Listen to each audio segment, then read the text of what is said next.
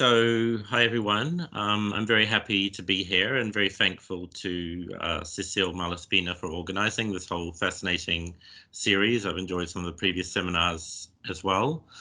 And I'm very happy to be here talking about this area of research which did sort of emerge out of my Guerrilla Networks project, but I've extended it a little bit in terms of looking a bit more detail into sort of anti-psychiatry, in relation to noise, in relation to this kind of really interesting period of 70s, but really going from the late 60s to into the 1970s, that whole kind of sort of decade really from 68 onwards.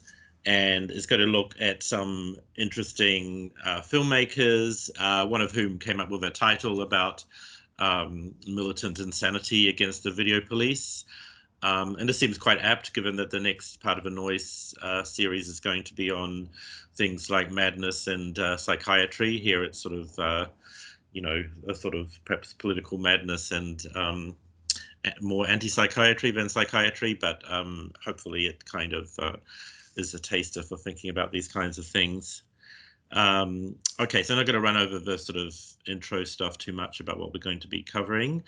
I'm going to start with a sort of a preface, though, which is before we get on to how, you know, in these various films by Petri and Bellocchio, and also in the Radio Alice Radio Lice radio station, sort of deployed noise in various ways. I'm going to sort of try and give a sense of what I mean by audiovisual noise, which, and I'm not really referring a lot to noise theories here. They are there in the background, particularly ideas about communicational noise coming out of information theory and so forth, which, you know, well, certainly Goddard engaged with explicitly, but it's more about how various audiovisual and audio sort of practitioners kind of worked with ideas of noise and sort of deployed them in kind of audiovisual media.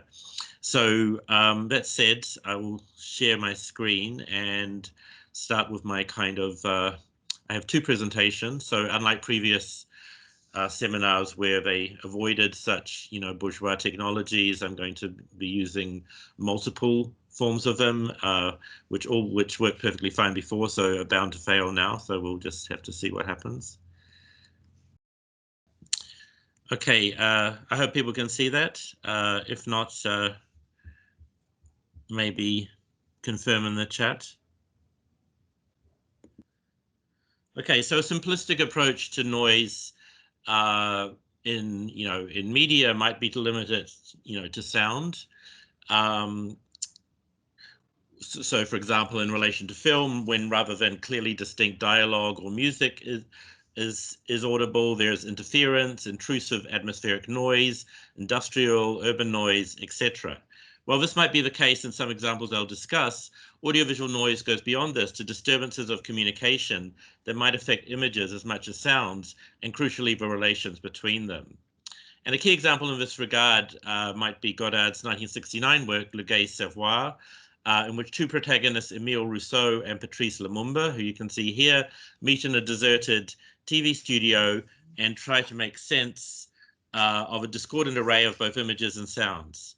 In the beginning, there's no sense, as in, you know, the words of Patrice Lumumba, whose name is obviously not accidental, and who states that sounds and images are in disorder. So these two people meet in this darkened TV studio, and then you see all these images and all these, you know, hear all these different sounds, which are media sounds, they're sort of electronic noises, they're recordings of, you know, protests or, you know, revolutionary activity or whatever it is, but there's no kind of organization. And basically what the work is about is them trying to sort of understand these kind of images and sounds and put them into some kind of order. So really, in the beginning, all there is really noise. And I mean, this doesn't give you much of a sense of it, and it's hard to find appropriate kind of clips. So I haven't got one for this, but basically, you see all these sorts of things, you hear all sorts of seemingly unrelated things, and they're trying to make sense of it. So it's basically, in the beginning, there's noise and disorder. Okay, and this sort of really you know, so in this work, like the use of sonic noise is quite sort of striking. There's lots of sort of electronic kind of shortwave, like radio noise and all sorts of different sorts of things that, you know, definitely would be characterized as sonic noise. So that's striking, but noise also characterizes the images whose meanings and relations are equally chaotic, as is the relationship between sound and image. And this was kind of a blueprint for all of Goddard's post-68 work, leading up to his 1970s engagement with television.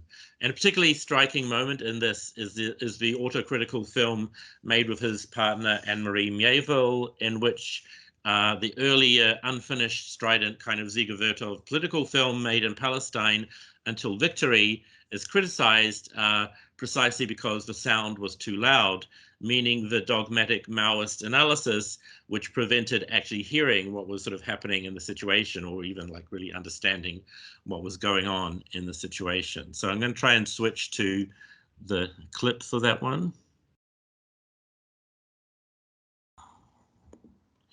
Okay, so the sound was too loud. So there's both a sense that there was the kind of a noise of this kind of sort of Maoist kind of analysis that was sort of drowning out all the rest of the sound, but there's also an idea of you know, silencing in a sense. So so what the project of this film was doing, ECIE, was to actually hear what was going on, and in some cases they actually didn't even listen to what the Palestinian militants they were talking to were actually saying, and found it was actually quite different than what their kind of voiceover had actually kind of assumed.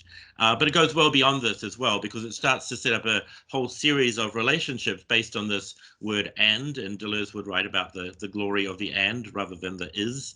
And, you know, things like sound and image here and elsewhere. So, you know, particularly a nice safe where the, you know, kind of bourgeois sort of space of reflection and consumption, as opposed to parts of a world where perhaps, you know, major struggles are taking place, to, you know, things between also present and past, to trying to reinvent also montage and ideas of multiple images within the same image, and, you know, so montage within a single frame, as well as different, you know, alternatives to how this could be constructed, and so forth. So it's a really interesting kind of exploration of sort of introducing noise into you know, into sounds and images, and particularly by using some sort of very kind of dynamic video sort of effects, using a lot of wipes, for example. I mean, the most famous image from this film is the one where you have a wipe on the screen between Golda Meir and Adolf Hitler, for example, you know, who exist within the same image.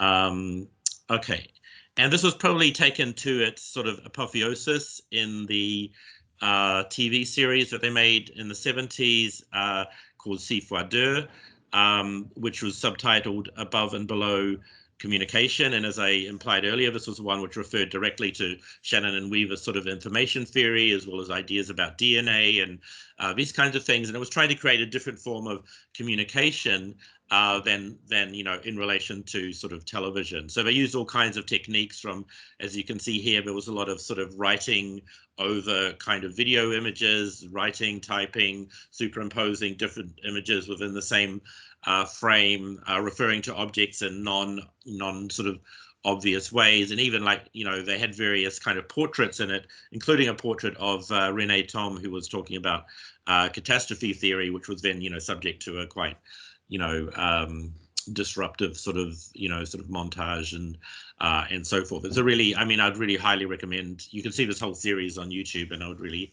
highly recommend it, even though parts of it are deliberately playing with boredom and duration, but is done for particular kind of purposes in order to explore this whole, you know, aspects of the possibilities of, you know, of basically ways that various forms of noise can disrupt, you know, well-organized or well-ordered forms of communication.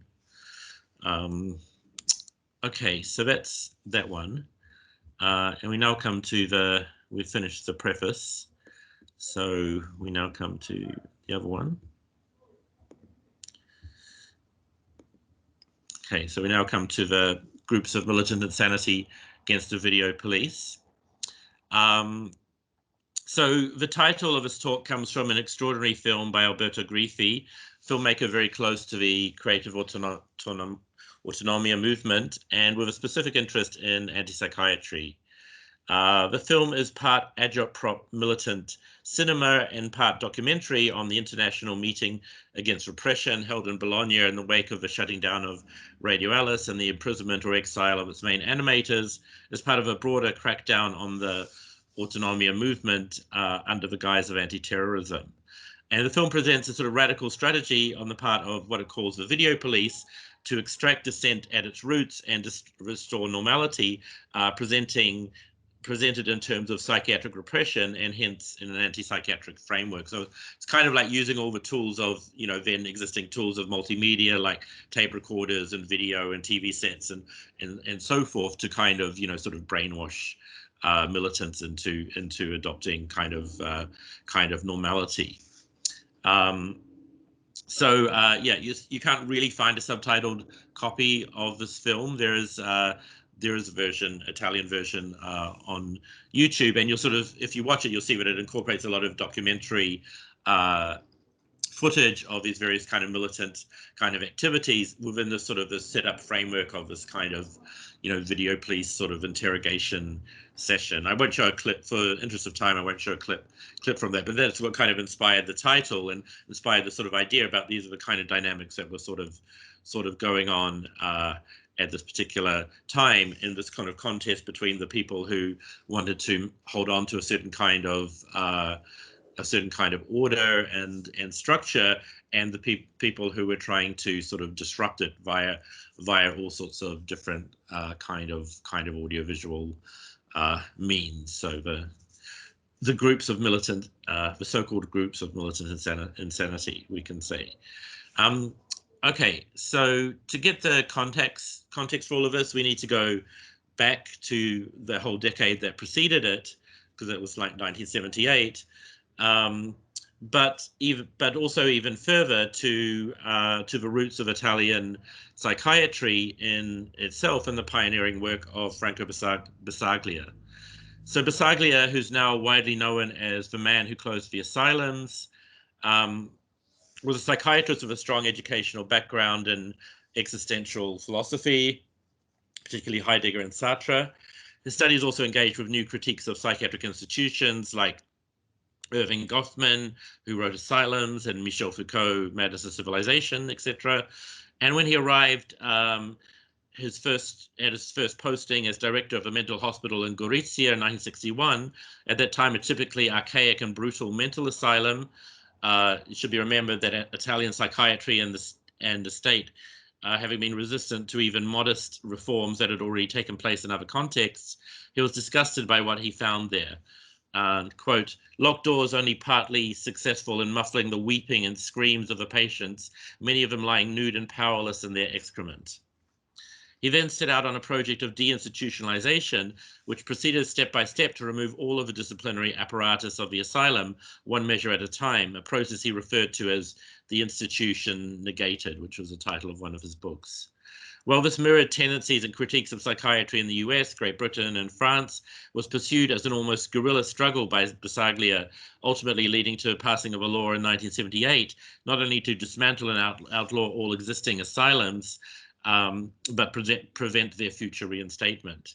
The implementation of this law, however, took at least 2 decades. So what was notable about this strategy was that the way it was conducted within the very system it was setting out to destroy. Basaglia had a position of power as the director of a regional asylum, originally considered a dead-end job of no significance, and hence this provided him the opportunity to dismantle not only the Gorizia asylum, but the asylum system as a whole. This proceeded through the attraction of a strong team of young psychiatrists who would work at Gorizia temporarily and then continue this work in other hospitals, thereby virally disseminating Basaglia's project of deinstitutionalization. According to Felix Guattari, in Basaglia's key text, The Institution Negated, there is a war of liberation waged for 10 years to overthrow the institution, which is presented to us in terms of a militant struggle. There's straight away a violent refusal of all scientific pseudo-neutrality in this domain, which is, for the authors, eminently political. So for Basaglia and his colleagues, drawing on the existentialist and anti-psychiatric sources already mentioned, most of the symptoms of mental illness were in fact the effects of the asylum system itself and the alienation of control and autonomy it enforced, which was seen as leading directly to mental alienation. In other words, mental illness was presented as a social and above all a political issue. And this whole project can be seen in terms of noise, not only in the sense of undoing institutional structures, but facilitating the hearing of previously confined and silenced voices of those deemed to be mad. So yes, there's Franco Basaglia on the left and Felix Guattari. Okay, so the project of opening walls of the asylum to the outside in every possible respect made it a hub of activism, bringing it into contact with a rising wave of radical politics in Italy in the 60s and 70s, to the extent that the contestation over the asylum and its deinstitutionalization became a sort of metaphor or synecdoche for revolutionary politics more generally. And this was particularly the case for the autonomia movement, which, at least in its more creative currents, directly took on some of the key aspects of anti-psychiatry in its formulation of a revolutionary project, at least as much about subjectivity as it was about objective class relationships. And the connection between Felix Guattari, Basaglia, and then things like free radio in Italy are quite sort of direct. I'm not going to really talk about it at great length. He didn't write a lot about cinema, but what he did say about cinema was very interesting, and basically saw it as an effect of the psychoanalytic cure on the one hand, and also something that could basically go in two directions. So on one hand, it was a sort of a kind of a drug that was, kind of creating a sort of a mass form of, massified, normalized subjectivity. On the other hand, it had all these sort of potentials for really, destabilizing subjectivity and unleashing all kinds of, subjective mutations and so forth. So I guess noise and order were very much embodied in the sort of cinematic kind of assemblage, you could say. Okay. So when a reader, to begin to explore these relations, particularly, connecting to cinema, might be, so-called like anti-psychiatric documentaries, such as Asylum by Robinson, 1972, which was about a project of, sorry, my brain is turning off. Project of R.D. Laing, of course, which Guattari discusses in passing, along with Ken Loach's fictional family life, as indirectly revealing an anti-psychiatric current for a substantial audience. Guattari was much less ambivalently enthusiastic about the March 11 collective's film Matti de Slegare, Fit to be Untied, which was a collective Silvana Agnosto, Marco Bellocchio, Sandro Petralia, and Stefano Rulli, which documented the experience of one of Franco Basaglia's anti-institutional projects in the Parma Psychiatric Hospital. So Guattari was much more sympathetic to Basaglia than R.D. Laing anyway, and related more to the former in his own practice at the Laborde Clinic, devoting a significant review essay to his work in which he labeled him affirmatively as a guerrilla psychiatrist. What's notable in the film, the Fit to be Untied film, which you can see an image from the top right, is that it goes further in affirming the speech and experience of all participants, and unlike in Asylum, this is able to impact on the very production of the film itself. According to Guattari, it's the people involved who really get the chance to speak: children, educators, psychiatrists, militant groups. Each sequence, each shot was collectively discussed during the editing. What's striking in this film is the integration perspectives of psychiatric patients and industrial workers, and the ways relations are set up between them beyond institutional boundaries. For Guattari, the film is exemplary, not only of the potentials of anti-psychiatry, but also of minor cinema and its potential to exceed other modes of political communication in becoming a cinema of combat or a form of expression and struggle against dominant representations. In this regard, it's worth noting that the collective subsequent project was a TV series oriented around cinema itself called La Macchina Cinema, the cinema machine, in which instead of psychiatric institution, it was a whole range of aspects of the institutional machinery and subjective experience of cinema that were critically examined as an industrial production of subjectivity for the masses, very much in line with Guattari's insights about cinema as the poor man's couch. Okay, so now we'll come to the sort of anti-psychiatric tendencies in more sort of, fictional Italian cinema, particularly the work of Marco Bellocchio and Elio Petri. So the involvement of Bellocchio in this March 11 collective was hard, and this film Fit to be Untied, was hardly accidental, as he had been pursuing a broadly anti-psychiatric approach throughout his fictional film career, beginning most explosively with his first film, Fists in the Pocket. Throughout Bellocchio's films of the 60s and 70s, social critique is filtered through the subjective experience of repression and alienation at the hands of a range of institutional structures, such as the family, in Fists in the Pockets, the education system, and In the Name of the Father, the press, Slap the Monster on Page 1, and the Army, Victory March in 1976. While all of these films have anti-psychiatric tendencies to lesser or greater extents, it's really Fists in the Pockets that these are most explicitly and provocatively expressed. Centered around a bourgeois family of a blind mother and 4 adult children, this is a film that examines the family through a focus on gesture, as implied by the title. Rather than a simple ideological critique, the film shows the contradictory and hypocritical desires traversing the family structure as Alessandro, one of the sons, engineers the accidental deaths, first of his mother, that's accidental in quotation marks, then of his disabled brother. He does this for his older brother, Augusto, the only one who has a seemingly normal life with outside work and a fiancée. Augusto's repressed desires to be liberated from his abnormal family are enacted by his younger brother, who ultimately dies himself from an epileptic seizure, which his sister, who he has also attempted to kill, does nothing about. So there's all kinds of noise coming in to sort of disrupt this kind of family structure completely, or it's just showing this structure kind of self-destructing, etc. So according to Bellocchio, in this film, violence arises and breeds in a refusal to accept reality. And this gestural madness, which reaches its apotheosis in Alessandro's epileptic seizure, was reflected in the bold cinematic style of the film, which involved abrupt and non-realistic editing, at times almost approaching Soviet avant-garde practices of intellectual montage. However, the montage here is not confined to a purely political or social plane, but operates on a plane of desire and psychoses, echoing and amplifying familial tensions within the scenario as a form of collective articulation of group psychosis. Later, Bellocchio would not only make the already mentioned anti-psychiatric film Fit to be Untied, but also enter into collective psychoanalysis with the controversial therapist Marco Faccioli, who subsequently collaborated on several of Bellocchio's films in the 1980s. Okay, so that's Bellocchio, but I'm actually probably more interested in Elio Petri, who's another filmmaker working at the same time, who in several films emphasized the intertwining of political power, psychosis, and sexual desires, as well as class struggle. This amalgam was not so visible in his earlier work of the 50s and 60s, although the sci-fi film The 10th Victim is a kind of contemporary urban Hunger Games in which contestants must kill or be killed by randomly selected others, was a premonition of his future development.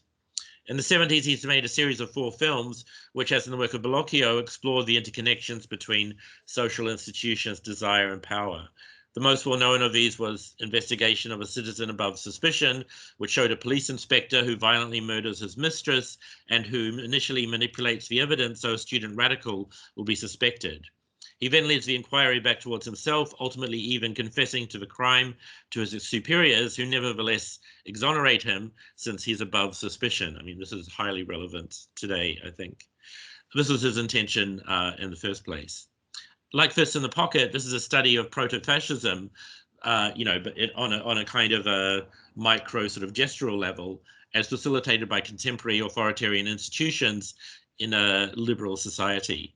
If both the psychology and politics are fairly rudimentary, what's of more interest is the soundtrack and editing style, which again reflects the excessive subjective experience presented within the film through a deployment of noise. Okay, however, it was like Lulu the Tool, as it's known in English, or La Classe Operaia va in Paradiso. There's a much more astute political analysis, but it's directly linked to an exploration of a schizoid personality. The main character is initially a much despised, overproductive worker whose excessive speed leads to raising of production quotas at the expense of workers' health and safety. However, when he himself suffers an industrial accident, he engages with the radical students who have been protesting outside the factory and adopts their radical critique, which has consequences both for his working and personal life. He gets fired from the factory and his girlfriend and son leave him, leading to a mental disintegration. This is prefigured in key scenes in which Lula visits his friend and former worker, Militant. In this kind of scene that's set in an asylum in particular, there's an almost documentary quality and a political analysis of madness, clearly influenced by Bassaglia's ideas.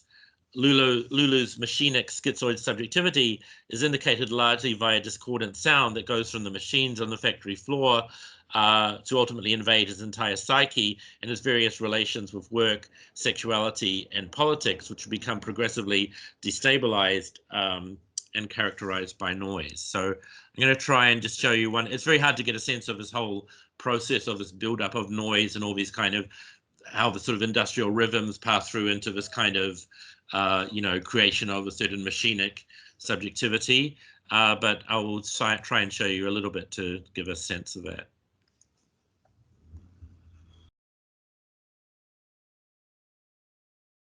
Sorry about that, as YouTube just interrupting things with ads, but hope you could get some of your sort of idea. It becomes more, it kind of builds up as the scene progresses, and you get the sense of these industrial rhythms and industrial noise leading to certain kind of gestures that become immediately related to other things like sexuality and so forth. So perhaps the most apotheosis of this proximity between anti-psychiatry, noise, and autonomous politics was the film Anna, directed by Alberto Grifi.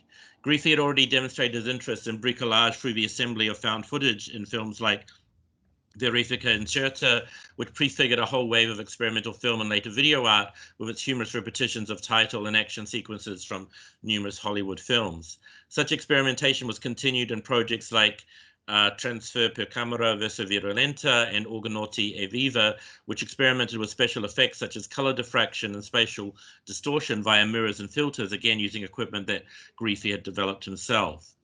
And this experimentation wasn't limited to the images, however, but also involved the soundtrack, which with up to 7 different sound channels being superimposed in the earlier film. In the latter film, the attempt was rather to recreate via distorted imagery the effects of ingesting psychotropic substances. Certainly, Grifi moved away from this pure artistic research in the 1970s. In Anna Maria Licciardello's words, rejecting any interest in artistic activities that are not capable of disturbing the meaningless reality of everyday life. It's in this lineage that, despite appearances, the film Anna, which is this film which was kind of what I was saying was the anti-psychiatric experiment, where basically this other guy, Sarchielli, found this kind of girl who was just sort of on the streets after escaping from several reform schools, etc., and just invited her to come and live in his house. And then he decided to document it, but he couldn't really document it on film because he just wanted to shoot hours and hours and hours of footage. So, I mean, this is 1975, remember, so video was still a relatively new technology. So Grifi sort of developed a system of transferring between video and film, and they basically just filmed, hours and hours, like, 60 hours of sort of footage, which eventually turned into a kind of a 4-hour film, which was all this sort of this kind of anti-psychiatric kind of experiment about just, introducing sort of film and video technology into this kind of sort of relationship or this sort of setup to see how it would kind of, transform the sort of, subjective reality and so forth. It was quite controversial and obviously ethically quite problematic, which we can sort of discuss afterwards. But it was very much also about kind of using sort of video technology as a form of noise to sort of disrupt intersubjective relationships. Okay. And okay, so I'll show you an example of one of these earlier Grifi films just to give you an idea about things which, I definitely think count as noise. I don't know why this annoying ad does not go away.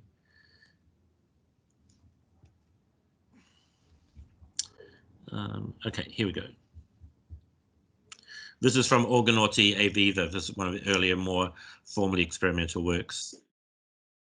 Okay, that should give you the general idea. Okay, so I think, I mean, what some commenters have said. I mean, Alberto Grifi is a very underrated and under kind of talked about sort of figure, I think, in not just Italian cinema, but in general.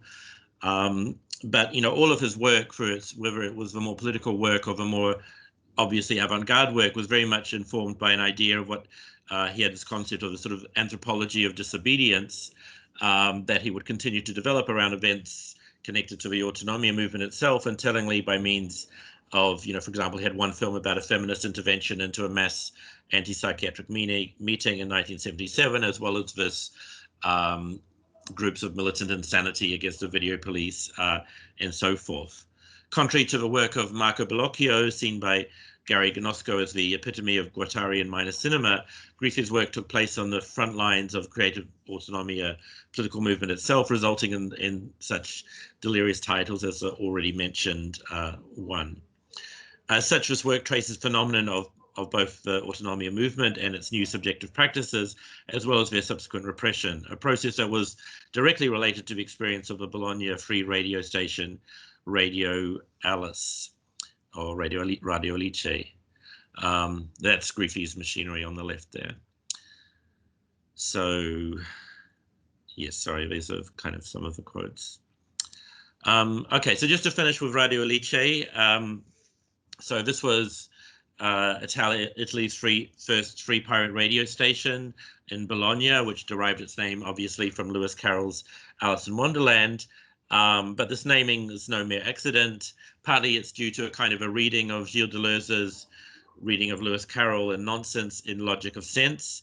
The name Alice announced this radio's desire to go beyond the rational limits of communication and politics in the direction of surrealistic play with sense and nonsense to produce a desiring form of political communication in which poetic delirium will have as much a place as political events, or further, a space in which false information could produce real events. What was at stake was not the mere expression of a political line, but the invention of new forms of communication, drawing on sources as diverse as the historical avant-gardes, Deleuze and Guattarian philosophy, situationist practice, and of course, Alice in Wonderland itself. In this context, it's worth asking why Alice was invoked as the name of the first and most significant free radio station. The choice of a name had several meanings for the animators of Radio Alice, as a figure of both youthful curiosity and femininity, but also, and more crucially, as a reference to nonsense, paradox, and unconscious desires. In a recent reflection on Radio Alice, as former animators write, the choice of Lewis Carroll's fictional heroine was pointed. Alice was heavily linked to the world of feminine symbolism, but also to the upside-down logic of Alice in Wonderland and Through the Looking Glass. Next to Carroll, as a second godfather, the group selected the Deleuze of Logic of Sense, a book which deciphered the paradoxes of identity encountered by Carroll's heroine as a metaphor for the loss of identity and loss of kind of meaning. So for Deleuze, Alice wanted to be outside all logic, and the mirror, as symbol of identity, had to be continually crossed over.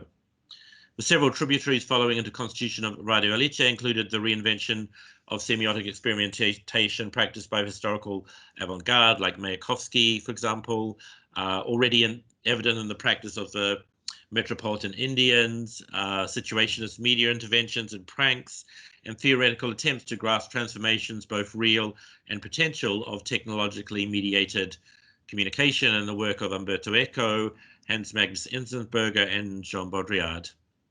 However, undoubtedly the key reference point was the schizoanalytic perspectives of Deleuze and Guattari's Anti-Oedipus, whose machinic molecular revolution Alice attempted to materialize via generation of a mode of expression that would cross between sense and nonsense, the personal and the intimate, the social and the collective, becoming a radical media ecology, or in Deleuze and Guattari's terms, a collective assemblage of enunciation. So how did it employ nonsense as a form of technologically mediated mode of free communication? The point was, first of all, to open political communication to all those elements that would normally be excluded as non-political, whether because too personal, too banal, or too strange. According to his animators, Alice transmitted music, news, blossoming gardens, rants, inventions, discoveries, recipes, horoscopes, magic potions, messages, massages, and lies. The seemingly Borgesian list in relation, impossible list in relation to the norms of radio contents was a deliberate attempt to exceed the limits of what radio-mediated communication could become, rather than merely using radio as a megaphone for pre-established politics. As observers like Echo noted at the time, the very openness to the banal and the absurd was in fact Alice's politics. More than this, the reference to lies was far from accidental. One of the key ways Alice challenged existing modes of political discourse was to reject the idea of political communication as a revelation of political truth by exposing the lies of power, and thus it's the serious kind of pedagogical function of militant sort of media. Instead, Alice made use of lies in the form of ludic pranks, such as impersonating key politicians in order to provoke political events, following the formula that false information can provoke real events. It's clear to see that in these and other practices, Alice was clearly inspired by the desire to cross the looking glass in a Carolian fashion, to employ paradox, nonsense, and play to escape the well-worn rhetorics of stable political positions, and to open the radio station up to a maximum of unfiltered popular speech. Nevertheless, this was not merely simply a matter of play or comedy, but a serious attempt to articulate the struggles of the autonomia movement with a powerful means of communication and feedback without any attempt to organize or control it. And this kind of led to the whole station being completely demonized by the authorities and seen as the kind of control center of the entire movement, and therefore it was sort of targeted by the police, and was kind of, at a certain point, it was stormed and shut down and all the equipment confiscated and tapes, and people were either arrested or went into exile, etc., etc. And it's interesting that some of these kind of dynamics, very much prefigure, certain kinds of, forms of viral, contemporary viral network kind of communication in the sort of age of kind of, the radical kind of calling into question of ideas of truth and so forth. Okay, that's something which is something we can maybe discuss. So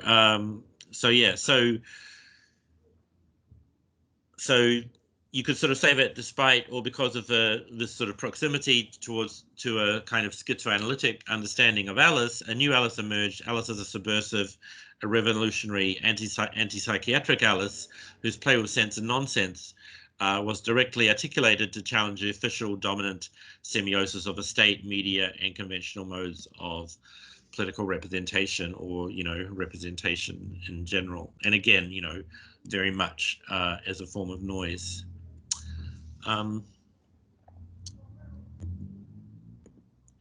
Okay, it's weird because I was getting zero feedback in terms of how any of this communication was coming across, but I hope that you heard or saw something, and we can have a discussion, first of all, with Laurence. So I'll stop sharing the screen. Good. Yeah. I think my internet's gone a bit funky today, so just send a message if it starts going haywire so I can switch networks. Thank you for such a fascinating talk, and to thank you to Cecile for inviting me to respond.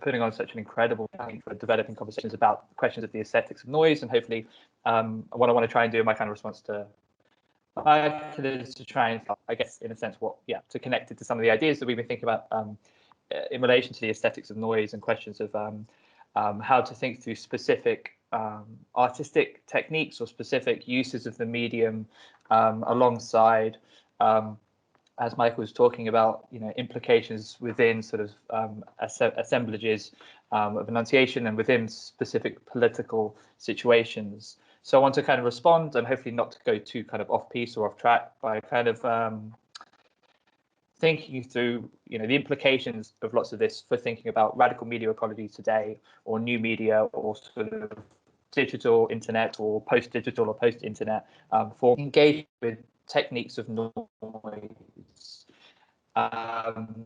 as Michael kind of like new radical media ecologies cannot be predetermined by a specific technique or subversive use of a specific media form, but it's precisely how they're used, how they're used to produce different kinds of subjectivity, and how a collective assemblage of enunciation can come into being through these, as Michael was talking about, the kind of techniques of nonsense or the techniques of noise, whether it be industrial noise or, as I'll kind of talk about with quite a few different examples, the noise between images, the noise of kind of logic of nonsense. And to do so, I want to kind of take a different methodology and to use to respond to these ideas by thinking through the glitch as a kind of digital form of noise, as a kind of specific mode of production, kind of genre of artistic practice, as well as a metaphor and a philosophical concept in its own way, that the connection between an instantiated technique and the concept, how it becomes sort of abstracted from material and becomes a kind of way of articulating different, perhaps political subjectivities in the abstract, in this case thinking through the glitch.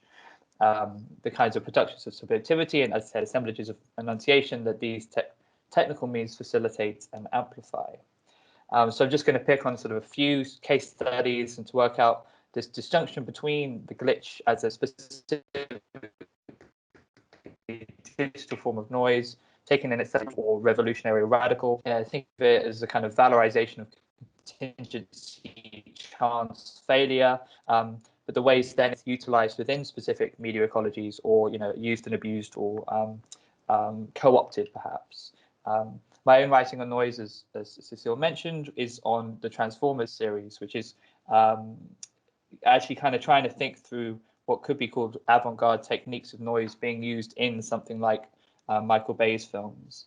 By looking at the kind of relation of a history of analog experiments with noise available to celluloid, you can provide new ways of understanding what could be seen as a kind of noisy artistic techniques taken out of experimental settings and into this area of mass culture with the Transformers series, where it loses any kind of subversive capacity. Indeed, with Bay's films being utilized for flag-waving, nationalistic, chauvinistic nonsense, and not nonsense, I guess, in a good way.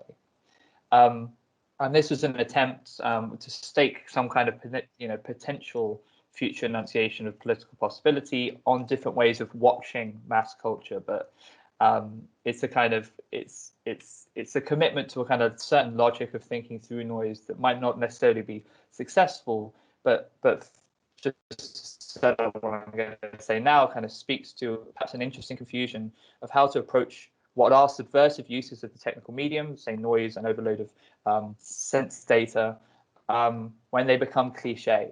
And in case of Bay's films, a kind of cliche of post-cinematic chaos cinema. So I'm just going to go through glitch art, hopefully quickly, and tell me to stop if I go on for too long. And just think about how the glitch kind of affects different situations. So we can start with kind of queer and transgender programmer Jamie Faye Fenton and their work Digital TV Dinner, which she made in 1978, which was created through the Bally Astrocade, a home computer and games console that she designed that was for a short time the cheapest home computer available. And what Fenton did was to make what could be called the first piece of experimental video, digital video glitch art, and indexes the form of computational failure. Fenton deliberately abuses and misuses the system, for example, ejecting the cartridge at exactly the wrong time during the startup to produce waves of pixelated glitches. So these ways of subverting user function, bringing questions, as I said, of chance, contingency, failure, and the unexpected, allowing new ways of thinking through the act of mediation itself in the burgeoning field of digitality. What is interesting is how these uses of the technical medium then become sites to articulate specific kinds of productions of subjectivity. So, for example, this is put forward in Whitney Powell's recent article about Fenton's work from earlier this year in Feminist Media Histories, that depicts this use of glitch as a historically trans mode of media production. So, what Powell writes about is the glitch. She'll write that everyday glitches, happenstance, unintended random, call attention to the fact that these software systems are designed to be immediate, but in reality are mediating, serving as an intermediary.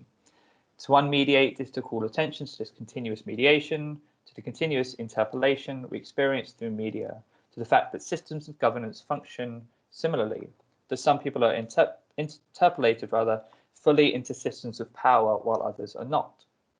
So power takes this unmediation of glitches and errors as a way of writing a trans historiography.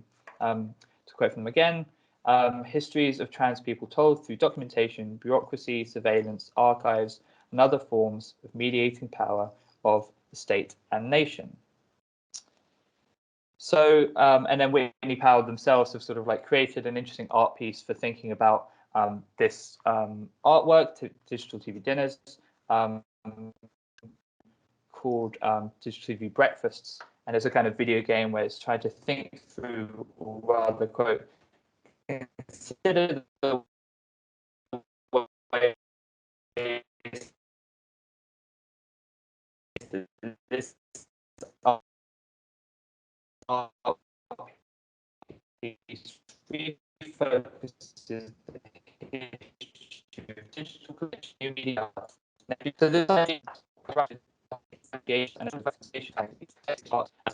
as a genre of leading out to the 90s. So Jenny Sundin, for example, thinks through these sort of what become metaphorical aspects. Is this sounding better? Okay, I'm so sorry about that. The one day it starts to act up, of course. Yeah, so yeah, I was just thinking, yeah, Jenny Sundin thinking through, yeah, these kind of, what I guess all I'm trying to think through is this idea of, perfect. So this idea of how the glitch becomes both a material form of art, of material technique, as well as a metaphor or a kind of way of thinking, a mode of production of thought. Jenny Sundin talks about glitch as being a struggle with boundaries. Glitch in digital media is caused by a loss of incorrect binary code. So trans as glitch is a similar struggle to cope with loss of binaries of binary gender. Andy Shabar, anchoring this in their own art project, Queer Alt Delete, writes, the glitch art interlaces algorithmic uncertainty with subjectivities in ways that facilitate an experimentation with new political becomings. Glitch art is defined as the practice of manipulating data in ways that produce unexpected images or sounds. But the history of glitch art and its development then into a genre and into its own kind of cliche presents to us in interesting forms the co-option and subsumption of what could be radical techniques into perhaps the banal or overcoded and re-territorialized. So starting with the technique of data moshing used in Takeshi Murata's 2005 monster movie, this intentional glitching, the possibilities of this intentional kinds of glitching became much more available, which obviously has interesting consequences for thinking of kind of democratizing or thinking of its entering into a kind of mainstream pop aesthetics. So in 2009, Kanye West and Kid Cudi released Welcome to Heartbreak, which used these data moshing techniques precisely as a kind of like narrative foil for the question in their video of heartbreak. So Paul B. Davis, just after his second solo show at the 17 Gallery in London, including working with glitch and compression effects, stated that he woke up to a flood of emails, quote, telling me to look at some video on YouTube. He, quote, saw Kanye West strutting around in a field of digital glitches that looked exactly like my work. It fucked my show up. The very language I was using to critique pop content from the outside was now itself a mainstream cultural reference. Caroline L. Kane writes on this, on exactly this, that, quote, data moshing and glitch styles have little to do with challenging habits of visual consumption or sustained critique, but instead with the effective control and engineering of mass media entertainment. And what we could talk about later is how maybe this figures in a kind of binary between a kind of mainstream and something else. But I think it speaks to some kind of way in which glitch as a technique moves between different forms of its place within different kind of assemblages, or is its place within different purposes or political purposes.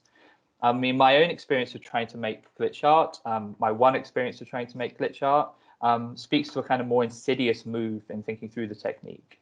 So I was trying to make a video essay for a conference I was doing a few months ago, which is analysing Hans Richter's experimental film from the 1920s, Rhythmus 21.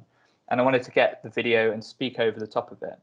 So I'd recently purchased an external DVD drive in order to rip the DVD onto my computer. I was using the program Handbrake to do so. However, when I tried to copy the film, as I was also copying other films for like teaching purposes, all I got was glitched. I got completely glitched forms of whatever I was trying to rip from my hard drive onto my computer. So obviously being interested in questions of noise and glitch art, I obviously thought this was, very cool. My video essay on Hans Richter then became using this glitched version of Hans Richter's piece that I then kind of tried to cut up. It then became a mediation of what it meant to think through his aesthetic principles in the age of the digital or post-digital art. So it was my own kind of version of a remixed Richter.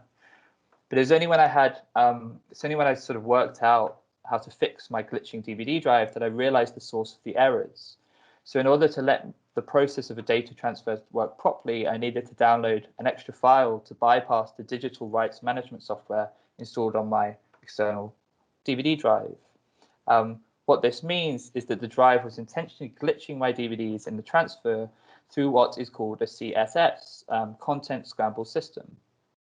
If glitches were first the intrusion of the unexpected or the contingent in mediation, and then in an institutionalized form of glitch art, this became a kind of intentional aesthetic gesture of a mainstream sensibility, the forms of glitching I was getting was something slightly different. What I was seeing was the aggressive enforcement of digital property rights.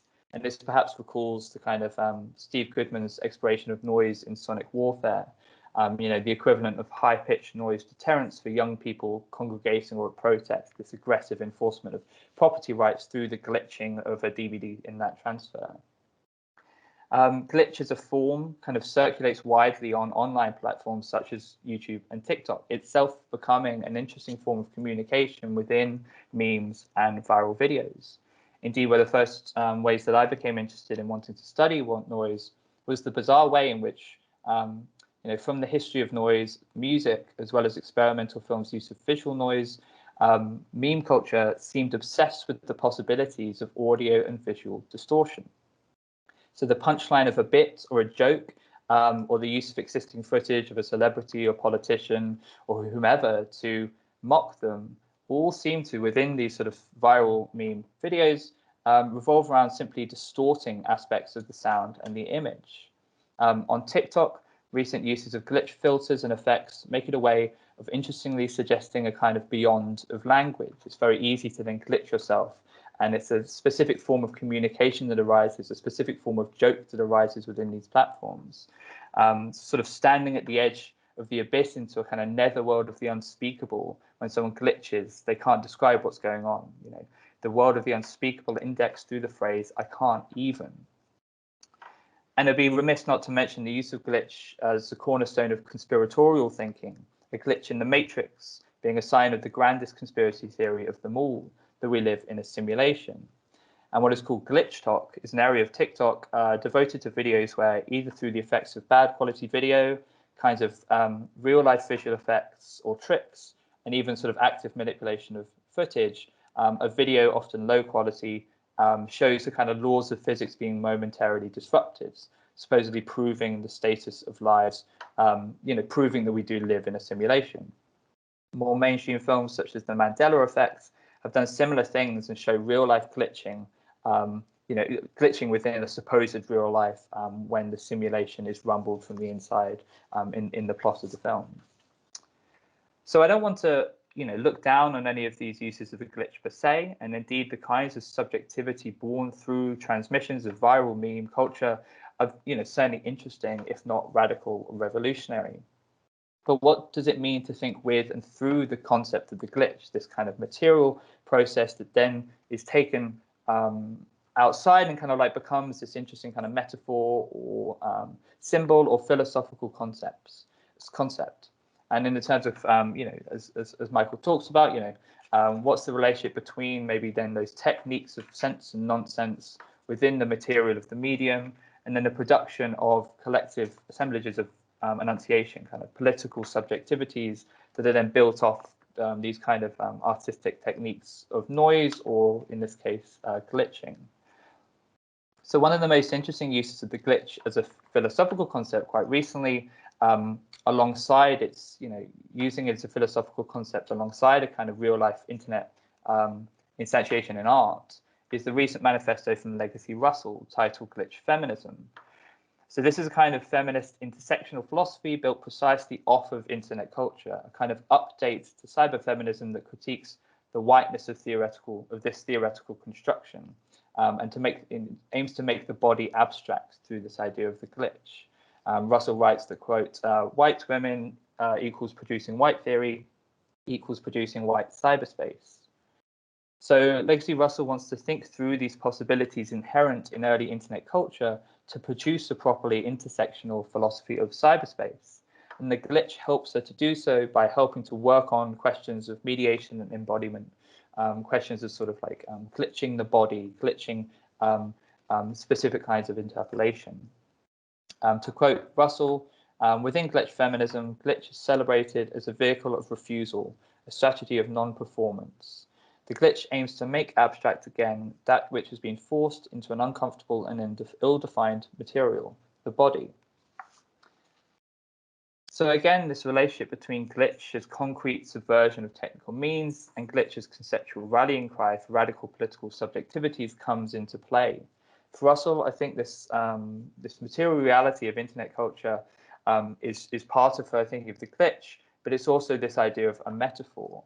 And I don't think this question of the metaphor is deflationary in any sense, but is perhaps similar to the ways we have throughout this kind of aesthetics of noise seminar series, tried to think through how noise moves between different fields of study and different levels of analysis, how it becomes a metaphor we live by as in that sense, as it accrues hidden normative valences, but also potentially radical subjectivities of refusal and unmediation.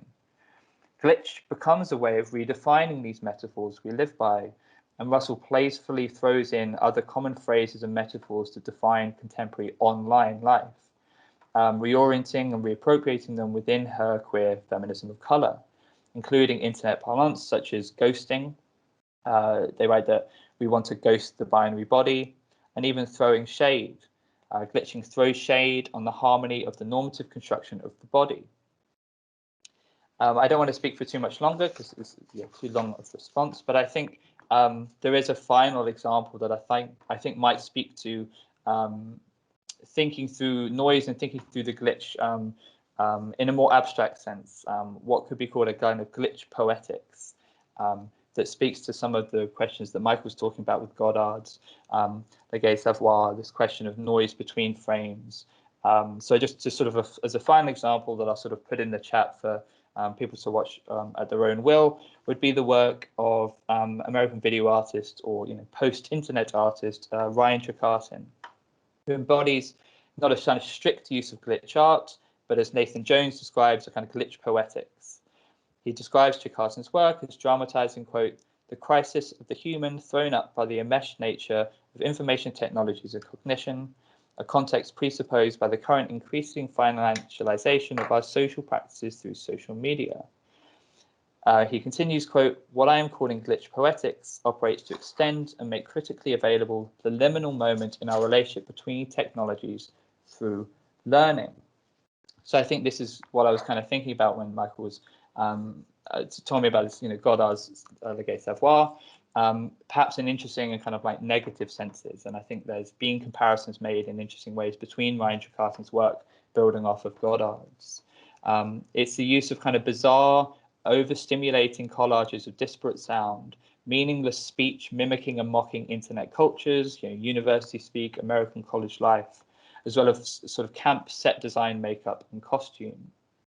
So Rosalind Gold and Carl Schoonover explained that, quote, he illustrates how melodrama's excess of surface-level signifiers can provide a queer response to globalization by ventriloquizing and amplifying the media-saturated pilot of capitalism's psychotic discursive spaces.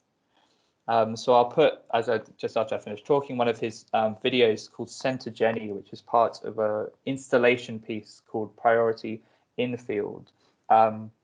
interesting that Lisa Ackerville talks about in relation to networked selves and the creation of a kind of network self, because there's a kind of every character in this bizarre kind of like stage play happening are called Jenny. So sort of it builds up this interesting sort of like almost schizoanalytical or machinic unconscious, where these different characters all embody slightly different features of that and kind of all speak, incomprehensible phrases.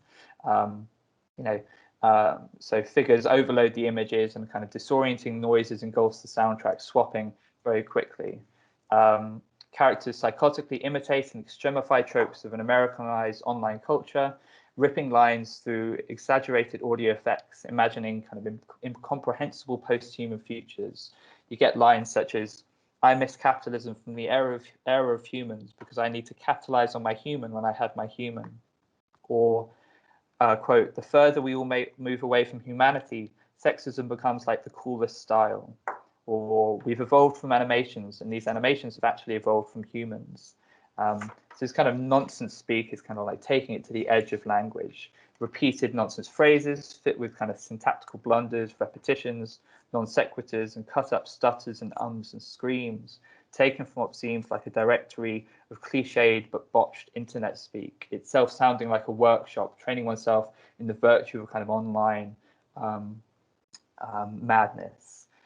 And this performance of the kinds of subjectivity born through social networks, and indeed it is a working through of the mediation of YouTube itself. There's this idea that it's kind of like if you've kind of like scrolling on the internet for too long, kind of like you see too many images, you can't quite understand what's going on. So I kind of want to think. I thought this would be an interesting example to open up to questions of how to work through questions of noise as a specific technique alongside its uses within collective frameworks.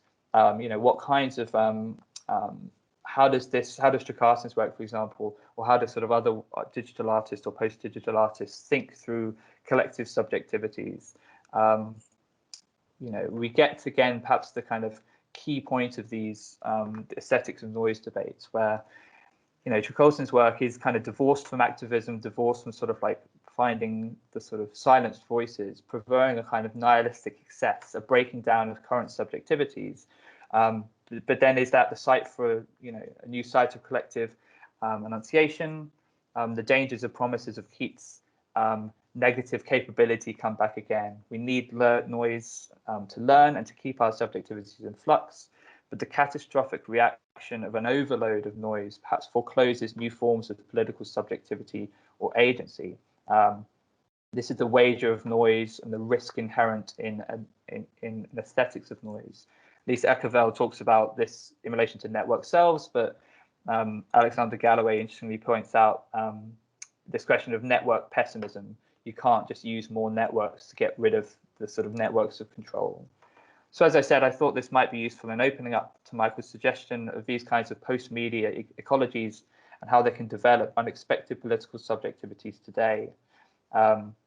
So I was working through the use of clip charts and poetics to navigate a relationship between the specifically digital instantiation of noise as it traverses across the aesthetic, conceptual, and metaphorical, born in experimentations with mediation, co-opted and supposedly inert pop aesthetics, and perhaps reborn as a form of refusal to bodily normativity, and then inhabiting new modes of subjectivity facilitated online. So this question of how to think through the relationship between technical subversion and the media ecology in which it finds it articulated. And hopefully we can think of ways today that these aesthetics of noise can find purchase with different assemblages of collective, enunciation or sites of potential enunciation soon. But yeah, sorry, I spoke for too long, but to open up, I think, these conversations as well. But yeah, no, thank you again, Michael, for such a brilliant talk. You're kind of thinking through how the sort of noise and these instantiations, or even the methodology of how to approach noise was interesting. But yeah, I'll stop there and open up, obviously, for questions and discussion. It sounds strange. Okay, it sounds strange in my headphone from on. Thank you so much. Thanks, Michael and Laurence. This was incredibly dense and went off into slightly different I mean, it created a really rich, I think, field of tension between your two, the presentation and the response. And I think there's lots of material to discuss now. I want to encourage everyone to put their camera on, and when you speak, put your microphone on. It's not just questions specific to the talk that are relevant. I mean, you can. I think they will come up through the discussion anyway, but you're also very welcome at this point to introduce yourself and with regards to your research, bringing you to this question and how this might be relevant to the work that you're doing. Yeah, that's basically what makes it kind of creates a good humus to then come back to the presentations, and once the discussion gets rolling, I'm sure it's going to go a bit more in depth into the presentation. And in the meantime, Michael, do you want to say something in a kind of response to the response, or? Well, yeah, I did have a few issues with the I mean, it was kind of illustrating itself of being quite glitchy early on. In itself, but I was like, yeah, I mean, very much so. I mean, the technological, social, and whatever conditions are changing all the time, and what was a subversive strategy in one period becomes like, like when Radio Alice was pioneering the use of, like, I somehow didn't come across the word, but basically fake news. There was like a really subversive radical strategy, and now it's like a really tedious right-wing kind of, signaling or whatever. So, it's kind of, these things, and obviously Glitch is a case in point where it's part of all sorts of radically, at least artistically radical, innovative projects would be showcased at Transmediale or something, and then it becomes, just like a kind of software filter that you can add, plug into whatever on your, TikTok videos or whatever. So it's like, yeah, of course, everything can become completely banal, and you can't just repeat the same gestures or techniques. Nevertheless, I do think there are things to be learned from, from the past, and from, there are also, I think, various cycles as well of certain things coming back depending on what the, what the situation is, and what the kind of, where a kind of a media form comes into proximity to a particular kind of social political situation or a social movement of some kind. It gets taken up in certain ways and drives some kind of, change, or create some sort of feedback, between these elements, can take on always new configurations. So one of the things that that struck me in your presentation, but before I get to this, I want to say about the Radio Alice and the fake news. I think that one of the fundamental differences between the fake news now and then, I mean, it's not easy actually to say it just like this, but on a first degree, is that the fake news on Radio Alice were obviously meant to be discovered as fake, and to create a kind of debate around why is this being said when this politician obviously didn't say it, and through the kind of tumult of disputing this, starting a kind of contestation. Whereas now you have fake news on the first degree, they seem to be, they're just literally competing with legitimate sources of information as real, or as representing the real. On a second degree, I still think that probably there is a similarity, because the effect of the fake news, of creating a kind of confusion where people get information fatigue, is probably more important ultimately than people believing the fake news in themselves, or it's at least as important. And now I forgot the second thing I wanted to say. Oh no, the second thing was what I found very striking was this associated with these experimental practices, the notion, the idea of disobedience. And if you think of the university as the kind of cognitive factory, if you imagine people actually saying no, when no, hang on a second, you haven't discussed this with us, we're not gonna be operating like this. It seems like a different world. Yeah, and obviously there was, there was a whole period where there were all these kind of, I mean, I guess you could sort of say that, at the moment, I mean, in the last 10 years, there's been all these sort of free university projects and alternate, people trying to come up with alternatives, like either critiques of a neoliberal university or trying to create alternatives that function like the Collège International de Philosophie. Greater or, yeah, but even some more less institutionalized than that versions, I guess. But I think that the it's difficult in a neoliberal context to do that, very kind of successfully, because people are forced to also need the legitimation from the institution in order for other things and so forth. But I sort of think that these experiments have not stopped. But certainly at that time there were lots of experiments of various forms of free education or anti-universities or kind of forms of, I guess, social intelligence and communication and whatever via assemblies, via all sorts of different kinds of activities, of which things like film and radio and other kind of media were sort of caught up in all these kind of experiments. They weren't doing them by themselves and then just getting people to follow them. They were responding to things that were more or less already happening. So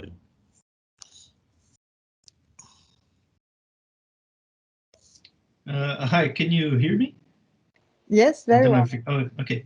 So this is like my most interesting talk in this seminar, because I am studying film and noise and experimental film, so everything kind of connected. And I would like to ask Michael if he ever heard of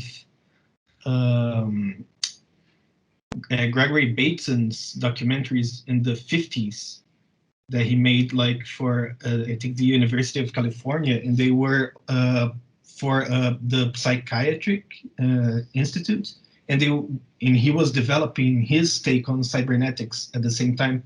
So I think it was almost like the opposite of the anti-psychiatry media noise. He was like doing cybernetic pro-clinic films. I think I have a link that I will post, and I think there is an article, someone in Grey Room, about these, and I think it was kind of interesting to know if it seems like the opposite of what he was talking about. And on the question of glitch that Laurence mentioned, I work with glitch in video, so I think it's interesting that my mind also kind of bugged when I started getting this sense of how noise is also absorbed on pop culture and my own government. I'm from Brazil, and here is a place where the government is deliberately making very harsh counter-information practices. And so for me, I think the question about using noise aesthetically or thinking through noise aesthetically, I think the ambiguity of noise is important to always keep in mind, because it does have the subversive quality. It also has the suppression quality, but I don't think it's, I think that's what's actually interesting about it, because it's inherently ambiguous and it's a place for a generative practice. It always can clash back and go against you, but you can also try to use it to make a system go to another direction. So yeah, that's my comment. Yeah, that's interesting. Just on the last point, rather than the first one. I mean, well, I'm aware of Gregory Bateson, and also I would say that, I guess these films are kind of interesting because I think a lot of that second generation of cybernetics too was not necessarily. Cybernetics project started as a kind of military project and was very much about control and communication, and we're very much dealing with certain models of communication that were trying to limit noise as well to a certain extent, whereas the Gregory Bateson generation, I think, was much more open also to artistic things and to kind of wanting to kind of actually say no, noise is kind of fundamental, and to have more sort of open structures. And I mean, he was fundamental for coming up with a lot of the concepts that were later used by Guattari and so forth, where it comes to around ideas of ecologies and that kind of thing. So I'm sure there would have been quite interesting films. I mean, but I haven't actually seen them. But one sort of thing on that point about the ambivalence of noise is that in a way the stations like Radio Alice, in a sense, they were really fundamental in basically breaking down the state monopoly over radio communications in Italy, which and radio and television and everything. And basically it kind of opened up the space that was then occupied by Silvio Berlusconi's sort of media empire, which ultimately became his, him as which was also paved the way for him as this, very kind of destructive and terrible kind of political leader.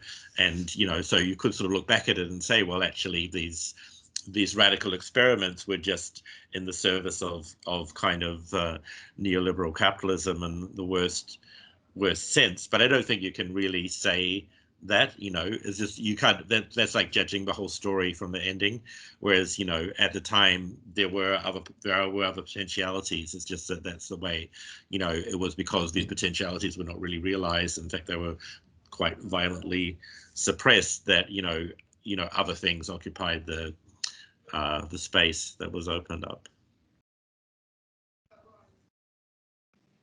That question for me, every time, sometimes you think like, oh no, this leads to neoliberalism, or no, neoliberalism is this. I think sometimes we close the potentials too quickly when we go directly to this conclusion, because there are potentialities inherent in some subversive practices. So maybe I think the dialogical aspect or the discursive aspect does come into play somewhere in this semantic aspect of noise, and I think that's the problematic part. Yeah, and the other thing that sort of interests me about some of this material is also, I mean, some of the kind of filmmakers were not really necessarily always very interesting. Like some of their earlier work was not so interesting, or later work, etc. I don't like later Bellocchio work, and earlier work of Petri is nice, but it's not like anything amazing. But there was just this kind of intensity that was in this moment, which I think was, very much about proximity to what was going, it is very much collective, it's very much about the social and political movements that are happening, what was going on inside, sort of factories and these kind of outside sort of, student and other kinds of movements, and these kind of challenges to certain kinds of subjectivity, even, sort of in relation to things like gender and sexuality and so forth. All of this was sort of in the air in a sense, and it's just that they kind of picked up on it. And it's, some of these things are really quite, extraordinary. And I guess also what kind of struck me was just how much noise there was in a lot of these kind of examples, in a quite literal sense, in a sonic sense.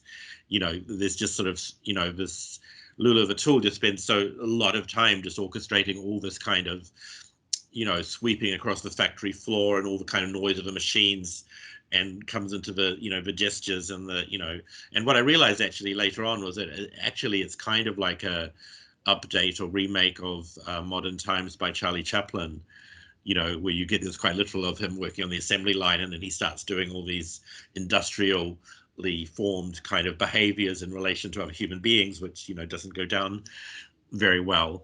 But, this is like a kind of a sort of almost, another cycle of that kind of experience, and maybe Glitch is yet another cycle in the present. Just one last point. It's interesting that in Brazil in the 70s, there was a cinema movement that's called marginal cinema and also dirt cinema. And it was incredibly noisy. I'm trying to write something about it, but it's like crazy stuff happening. People having meltdowns on camera, maybe sometimes 20 people speaking at the same time, 10-minute takes of improvisation. It's really interesting. I don't know if also if anybody heard of it, but I'll send a little clip that it's very interesting to think about this noise aesthetics in the 70s in general, maybe. Michael, could I ask you a question actually for the about this kind of when you think through the kind of implications of Guattari's work on Radio Alice, and you think through the kind of this question of as you kind of talk about the building of different political subjectivities around these artistic techniques of nonsense and sense, you then thinking through what that means for kind of new media or beyond. How do you, what's your own kind of interpretation of that movement into the implications of this work for like current media practices, or how you would see that in relation to what you spoke about today? Well, I guess there have been digital moments of this kind of coming together of things, even if they're not necessarily that contemporary as well, like, sort of the whole kind of indie media kind of stuff around new networked forms of political organization and all that kind of stuff. But I sort of think even what some people are doing with what are actually quite corporate platforms, but I sort of think that there are some kind of interesting kinds of activities that can take place, even like, let's say, on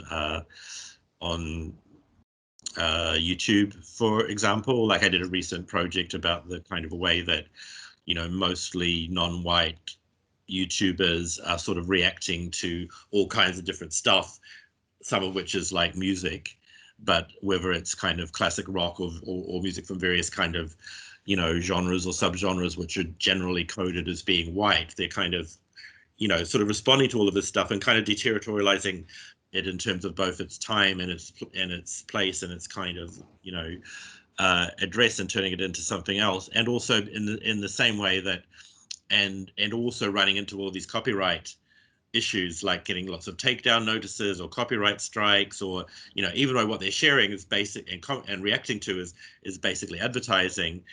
There's people don't like that they might be making money out of it, that rather than Viva or whoever claims to own it or whatever. So it's kind of like they actually then become actually quite politicized by this by this kind of process. And so I sort of think, that's not maybe on the same radical scale as certain other things, but I sort of still think it's kind of interesting, because I think with any kind of technical assemblage, even if you can look at it from a point of view of ownership and so forth, it's highly neoliberal and corporate and all about extractivist sort of capitalism, etc. But what people actually do with that stuff can actually produce noise, I guess, produce sort of different kinds of things and different sorts of economies and stuff as well, a different kind of and it's interesting in terms of affect as well, I would say.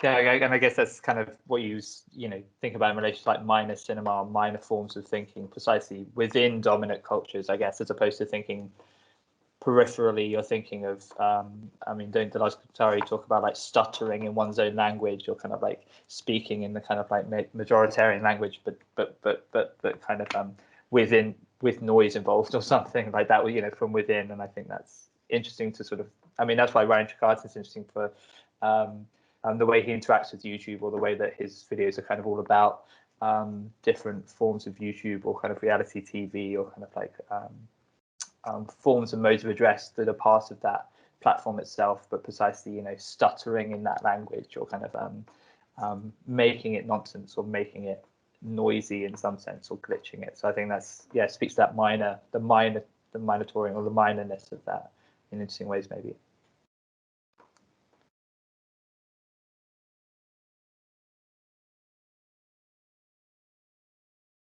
One of the things I'm curious about is to come back to the beginning of your talk and anti-psychiatry, the fascination with the link between psychiatry and noise, because they seem to be diametrically opposed dynamics of disadaptation. So if you like, if you think of the kind of reinterpretation of the psychiatric symptom by saying the symptom is a reaction to the institution, So it is actually, to a certain extent, an attempt at, creating the only normality that is possible when you're being treated like this inside the institution.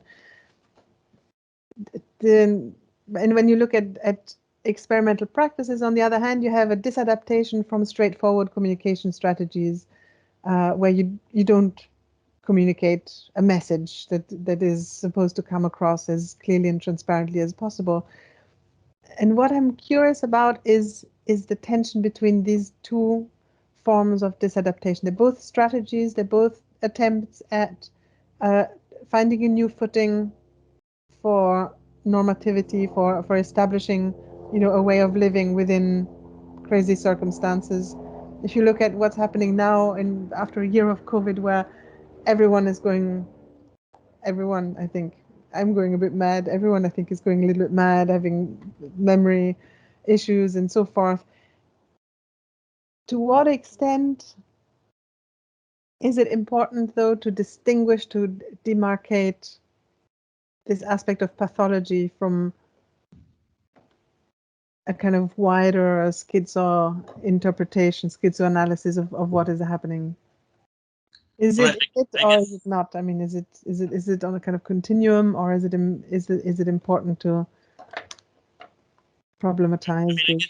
I just got a bit fascinated by the whole narrative, really, because there obviously were a lot of different anti-psychiatric movements in different contexts, but the Italian one just seemed, A, it seemed very stark, like things were really terrible there, but B, like this, just the fact that this guy is known as a guerrilla psychiatrist, it sounds like a comedy sketch, and the fact that, he took this job running this asylum just to, in order to not only dismantle it, but like dismantle the entire, national system, which is like quite an incredible sort of thing. So it's sort of like, and what was interesting about that is that in the process of that, it kind of spread virally from one asylum to all these other hospitals and so forth. But then part of the opening up process was that they were opening up to meetings with, sort of students and militants and workers and so forth. And it became sort of quite instrumental in the entire sort of wider, broader political movements and so forth. So these two different kind of processes were kind of meeting each other. And if you watch this film, the Fit to be Untied, you can sort of see that kind of happening. It's sort of really it's really quite a fascinating moment. And I guess that wouldn't perhaps happen that often, but I sort of feel like it was kind of like showed that there was of a sort of a commonality. I mean well, I'm not necessarily thinking, you could criticize certain aspects of the sort of anti-psychiatric idea that maybe people do actually really have forms of mental illness that are not just about produced by institutions, like or even if they are produced by institutions, they're kind of real and do require sort of certain kinds of care and so forth. But perhaps anti-psychiatry, I think it was very important to point out the way that these institutions were certainly contributing to certain kinds of psychological suffering and so forth, or certainly intensifying whatever was there, which doesn't necessarily mean that there are no pathologies, or there are no sort of things which actually do require, some kind of therapy or processes. It's just that those it's never going to be helpful if the therapy is throwing you into some dark room and living in your own shit, basically. So yeah, I think the distinctions do do matter, but I also sort of think that there are I'm more updated. I guess another way of connecting this to the future is some of the stuff that Franco Berardi did about sort of schizo culture and the way that certain the acceleration of media creates certain kinds of psychological states like panic and anxiety and so forth, which have all been obviously quite intensified for many people in the last 20 or so years, and of course the main response to this is a kind of one based around medication and so forth, rather than it's not really the era of people spending a lifetime in psychoanalysis or something. They're kind of like, it's all about what drug can I take that will kind of ameliorate these kind of symptoms, which of course never address what's behind them. And perhaps a lot of what is behind them is this kind of absolutely huge media acceleration, technological acceleration, and so forth, which is quite a psychosis inducing sort of environment. So I mean, the COVID period is sort of interesting because also in some ways I guess it accelerated those things, and that people were consuming more than ever before, but maybe also people started just to kind of inevitably slow down as well in certain ways, because there was nowhere to go or nothing particular to do. So maybe you start playing the guitar or gardening or doing something else. But I guess what I was particularly interested in is to put side by side the two strategies. So the strategy of to a certain extent, you could say that the symptom is a strategy to make sense of a situation. If you have a mental illness where, the delusional narrative, for example, is, you could understand it like a flight into meaning, like a way to recreate coherence in a world that no longer makes sense to you for whatever reasons. And if you think what is then on the one hand the fascination with this, with pathological processes, and on the other hand the strategy of a kind of aesthetics of noise, where you play with this, but obviously you're stopping short of the catastrophic reaction. Do you know where I'm trying to get at? I'm trying to tease out the nature of the relationship between, on the one hand, the fascination with mental pathology and in relation to noise, and on the other hand, which obviously fascinates me endlessly as well, and on the other hand, the very different nature of strategy that is involved when you willingly go into a situation that is confusing, or you willingly create it. So it's almost like the opposite. If you have a mental health problem, it's because you're involuntarily in a situation that no longer makes sense. And when you make experimental art, you are willingly going into a situation that is potentially experienced like this. So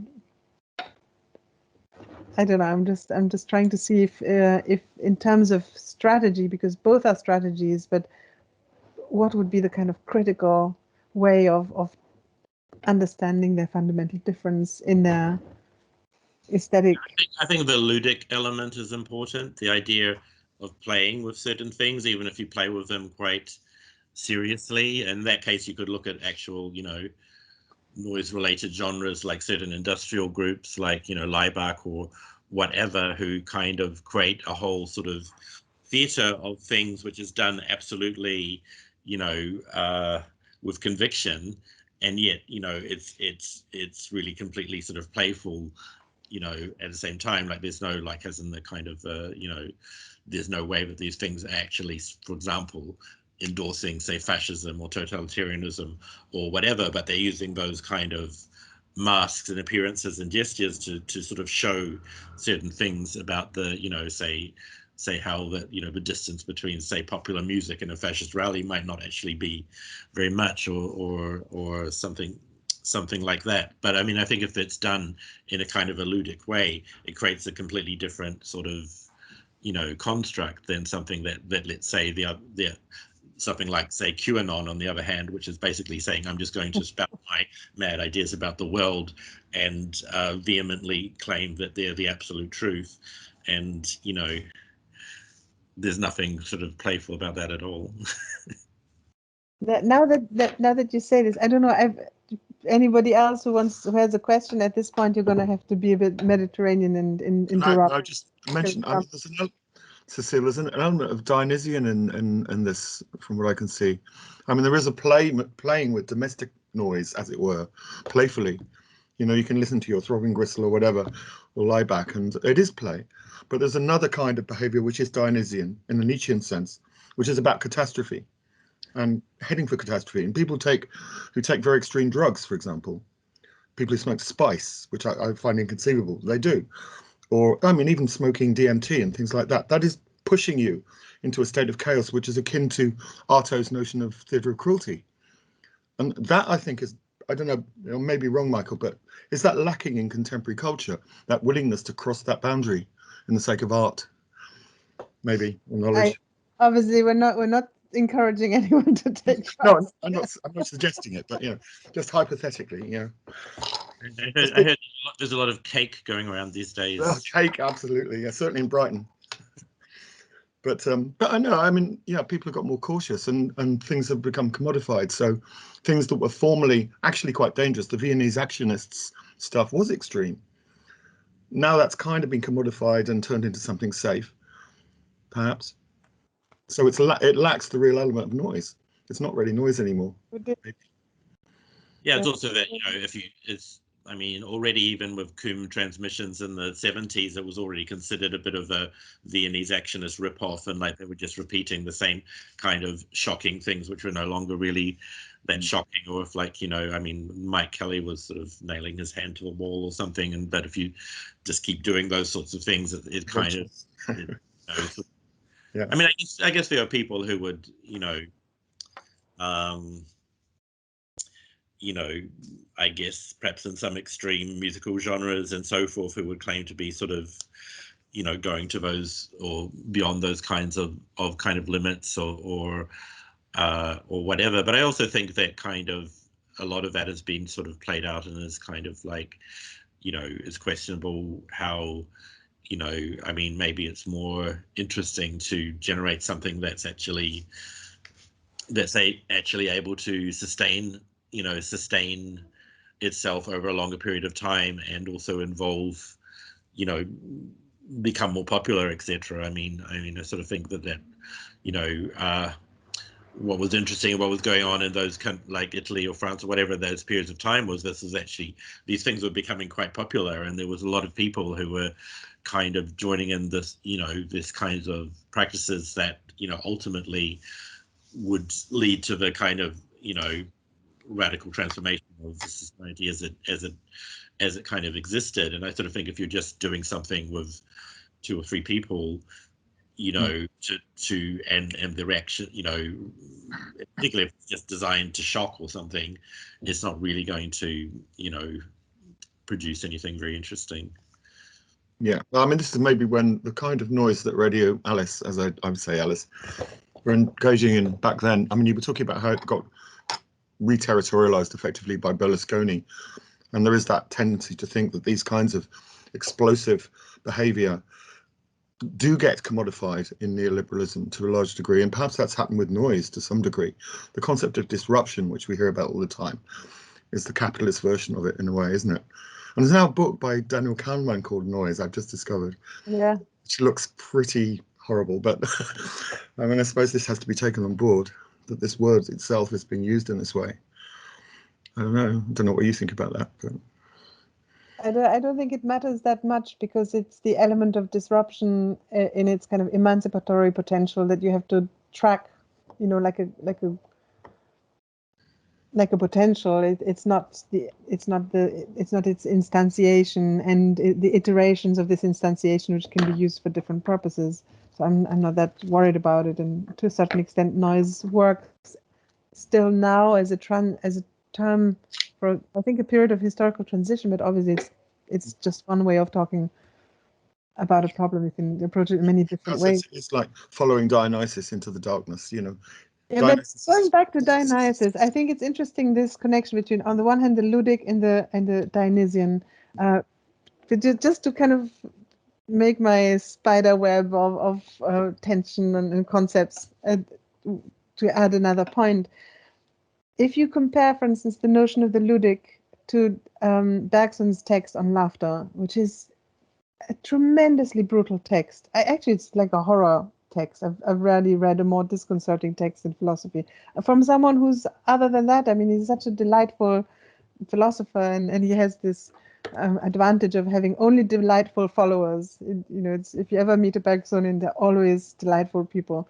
But this text on laughter is incredibly brutal because it basically talks about the way in which laughter is society's self-regulating mechanism, whereby if you stumble, for instance, the fear that people will laugh at you, or if you have a deformity, or if you don't fit somehow, you're not fit for society. That kind of tension where society reminds you all the time by baring its teeth that your inclusion in the vital community is conditional on you being considered a fully functional individual who's not going to, stumble or otherwise not be like everyone else. So it's a horrible notion, and the ludic obviously has got something to do with laughter, but it's not like that.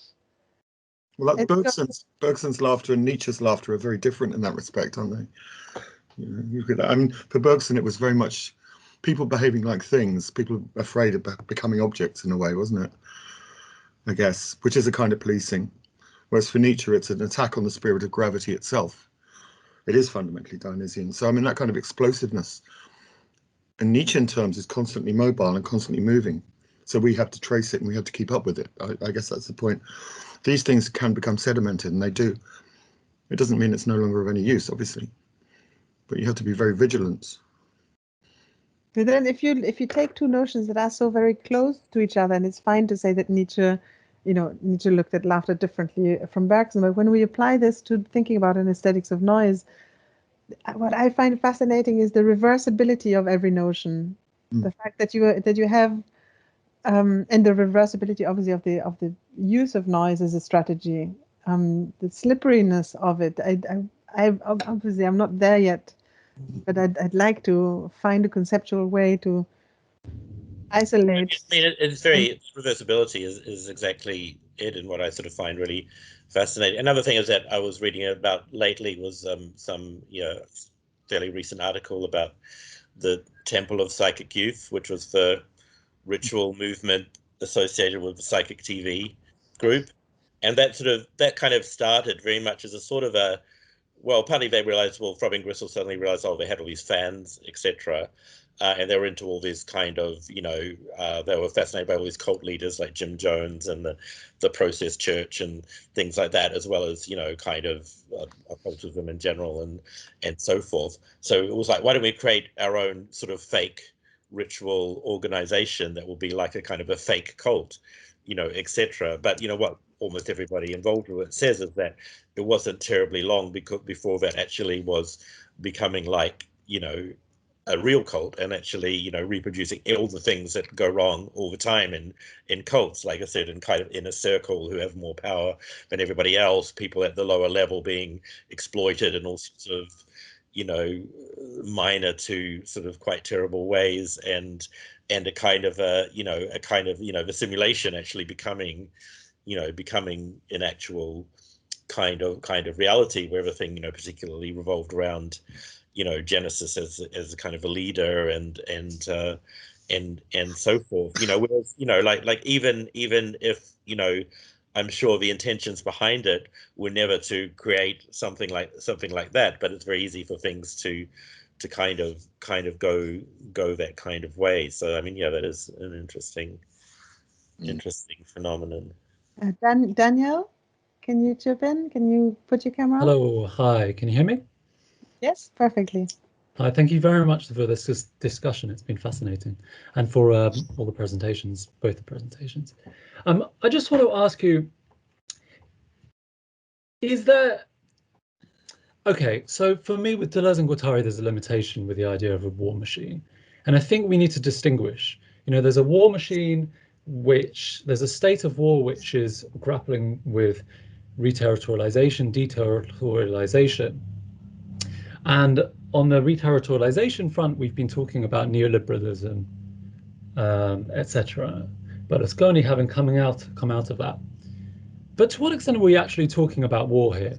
Is there not something else? Is there not a different kind of noise which doesn't fit into that? For example, the noise of the tape players that we used as part of the MK Ultra experiments.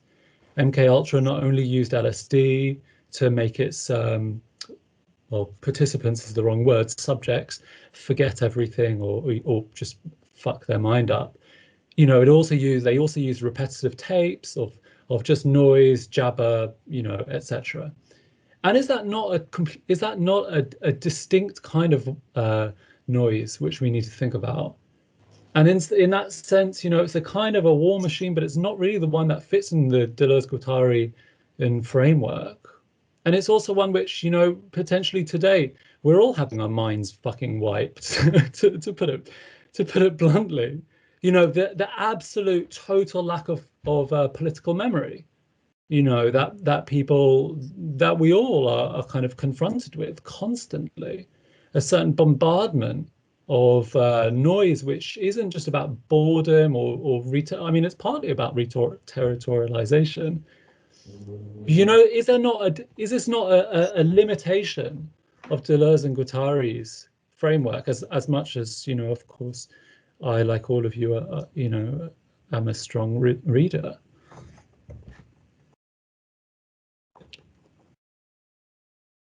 I'm not sure about too much of an answer to that. So, I mean, I wasn't really talking about Deleuze and Guattari's framework, and certainly not those particular concepts. I mean, I do think that, you know, I guess I was talking about a kind of a sort of machinic subjectivity and conflicts between, you know, people who were trying to kind of transform or revolutionize a certain, you know, social institutions and so forth, and you know, then different people kind of profited from it or whatever. But I mean, I sort of think it's, you know, I mean, you can find a lot of this kind of, you know, obviously there are all kinds of uses of, as we've discussed, noise for, you know, purposes of, it can be an instrument of, you know, of power or of business or of just quite banal social control. And I mean, you can see a lot of those sort of things discussed, you know, like in sonic warfare or whatever, that, you know, obviously there's a military use of noise, and there's kind of things like, you know, Waco and Guantanamo Bay, and, you know, noise as a form of torture, and all these kinds of things. And, you know,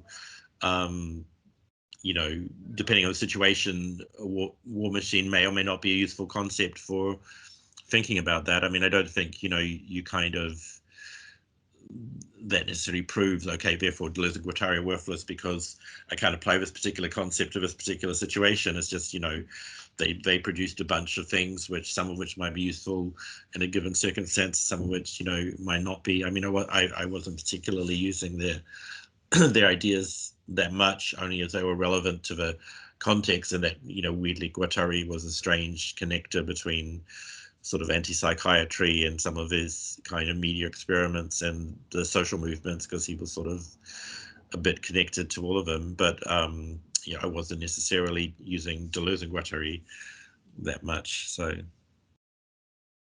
but it's also just a lack in Guattari. I mean, you know, to what extent does Guattari talk about the electroshock therapy that they practice, that he would be practicing at Labor, for example?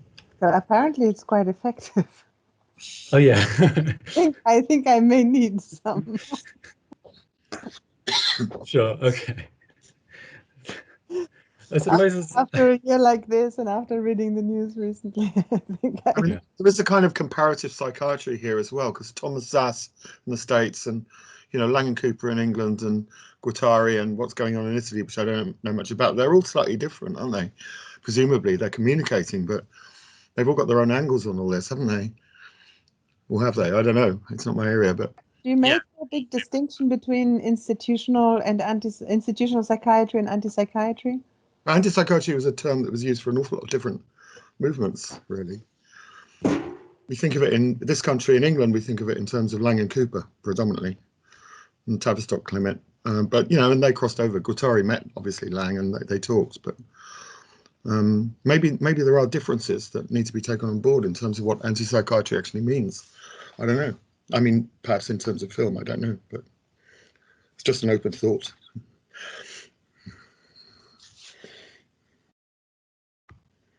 which may respond to what Daniel's saying. I don't know. Yeah, Alexei, do you want to come in?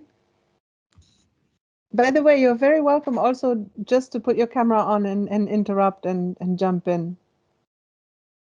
Because officially, as of 16 minutes ago, our official seminar time has already ended, and now we're kind of gliding into the informal part of the conversation. So everyone is just, Alexei, you're welcome to just put your camera on and start talking, and everybody else, you can just clip in. And you don't have to raise your hand. Are you there? Or I see your hand up, but I'm not sure if you can. Maybe you have trouble connecting. Oh, there's a message. What does the message say? It's a bit annoying that you can't see the people and the message at the same time. Changing settings. Okay, we're waiting for you. No problem. Yeah, I was having difficulty seeing the participants at all. Like sometimes it just only shows me, and that's it. Yeah, that's awful when you give the presentation, because it's like you're talking to yourself. I wonder if with time this kind of reinforces some kind of narcissistic neurosis. You know, if you keep talking to yourself because you see yourself on the screen, and I don't know. I have to go. Okay. Oh, Martin, thank you so much though for joining in. Yeah, for sure. No, but Daniel, what you were saying, sorry, because I kind of jumped on it with a semi-joke. It's true that I think for Guattari and the people of Laborde, the clinic was not to be completely dismantled, and there are pathologies that need, you know, where medication is appropriate. Or am I getting this wrong? Oh, Alexi says, can't find options, so I'll type a question. You have to put your camera on. You just need to, Alexei, you just need to put your camera on and unmute yourself. Where is that? It's at the top left of your screen. If you can hear me. All right. Just completely tangentially, or just related to this, to the question of electroshock therapy, and Cecile being here. Cecile, I don't know if you remember that bit where Shannon is talking about Theseus, his mouse, in the Macy meetings, and he's talking about how if you take away the goal, the mouse, you know what I mean, that he has this mouse and it has a maze, and the mouse is programmed to automatically sort of learn where the cheese is, the end goal is, and it can sort of navigate and memorize, you know, the maze. And if you take away the cheese, then he says it goes into a certain singing condition, and it goes psycho. In Mead's words, it goes psycho, and it just completely starts bashing all of the walls as it does to sort of try to work out where it is.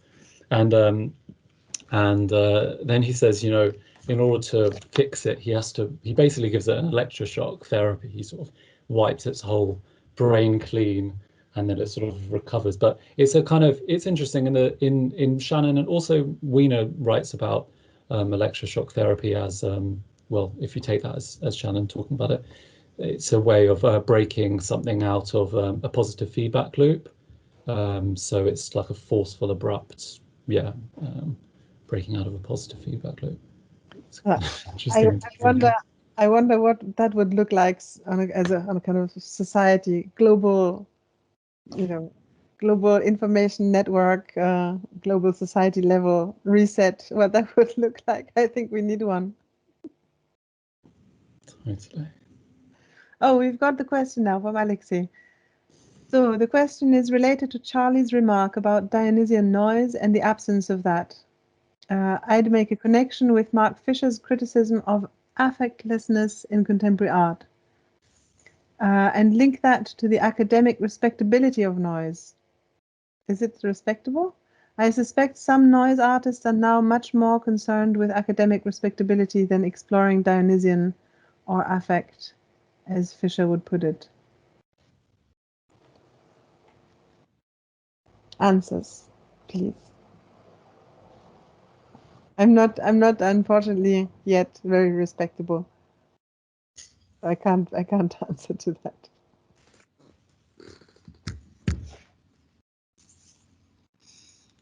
Well, Go on, sorry. Ali, go ahead. Since Well, I'm just saying that noise musicians that I've known vary enormously. I mean, some are pure showbiz, and some are very extreme. You know, so I guess it varies in academia as well, doesn't it?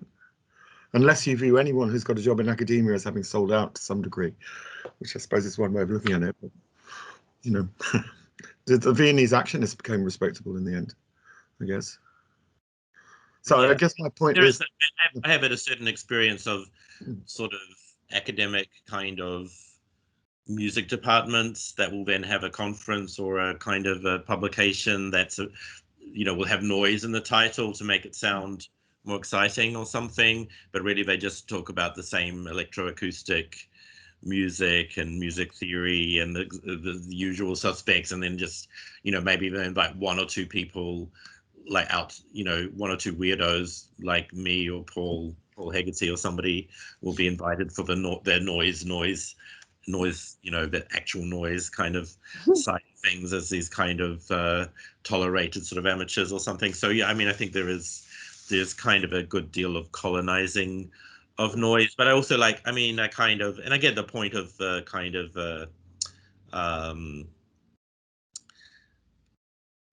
I guess you could sort of say that I might seem like I'm in line with Mark Fisher in the sense of going back to certain periods where various media or art practices had real kinds of effects and galvanized, people and made them feel and want to, because it's not just about feeling something in terms of affect, but wanting to actually do something because they're feeling something and so forth. But I would not like to be doing that in a nostalgic sense of feeling like this is something that was, there are all these potentials then that don't exist now.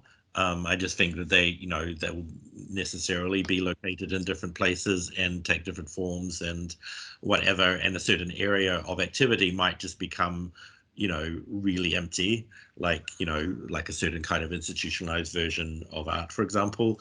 But, there'll always be something happening, around the edges of that or outside of that, or, in something that actually, it kind of shifts how these things actually happen. I'm not sure that I would succeed in coming up with loads of really concrete examples right at the minute, but I do sort of think that it is a kind of a shifting terrain, and yes, there's certain processes might make certain practices more difficult or more difficult to have any kind of real effects. I mean, it's interesting. How do you create some kind of aesthetic experience in a context like now where we're people are only engaging with each other digitally for the most part, at least? Well, hopefully that's changing, but I mean, I think there'll always be ways, and I think there'll always be new practices that emerge that kind of go beyond that and that don't accept that sort of situation, because I think that affectless, you could probably say that Restoration art was quite affectless at a certain period of history. It was just portraits of the upper classes and whatever, and then people came along and totally disrupted that through, I don't know, romanticism or whatever. And so I think these sorts of processes will kind of always happen. That's me trying to be optimistic. Well, even something like Radio Alice or Alice in its time was disruptive in the positive sense, and now this recent edition of Wire, the music magazine, has a massive listing of radio stations that have appeared because of COVID all over the world. And these radio stations, a lot of them are sonically based, but they're not just sonically based. And there's clearly a lot of interesting things happening internationally because of COVID. And it's happening using a form of media which is technically quite old-fashioned as well. So something might emerge from that, it might be happening now. We just haven't seen it. We're just not aware of it. I don't think that's inconceivable, is it? I would even say that it's likely that if it is truly a disruptive practice that doesn't fall into the recognizable registers, and that would in that sense be noise, not in the recognizable sense of what you're talking about now, and that we're less likely to know about it now. We're going to probably That's true, yes. Hopefully. Unless it creates disturbance in some sense.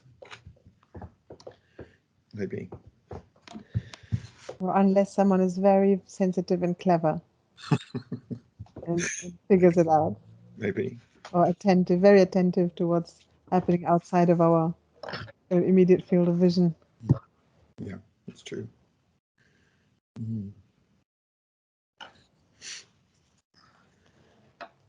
So what do you say? Shall we? I'm going to leave the channel open. I'm going to get myself a glass of wine, and we can kind of wrap this up as if we were having drinks, but you're not obliged. Obviously, I'm immensely grateful for this, for both your presentations and everybody really who's participated in this seminar from the first until now. Several people have come back. I've seen it kind of on the list of names, and it's been really amazing for me because I'm really shy to actually write about the question of aesthetics myself, and I just wanted to sound out the field and bring everyone together and then see how these different approaches create and either synergies or frictions or tensions, and it's going to probably take me a couple of years to go back through the seminars and work out what material can be kind of put together. And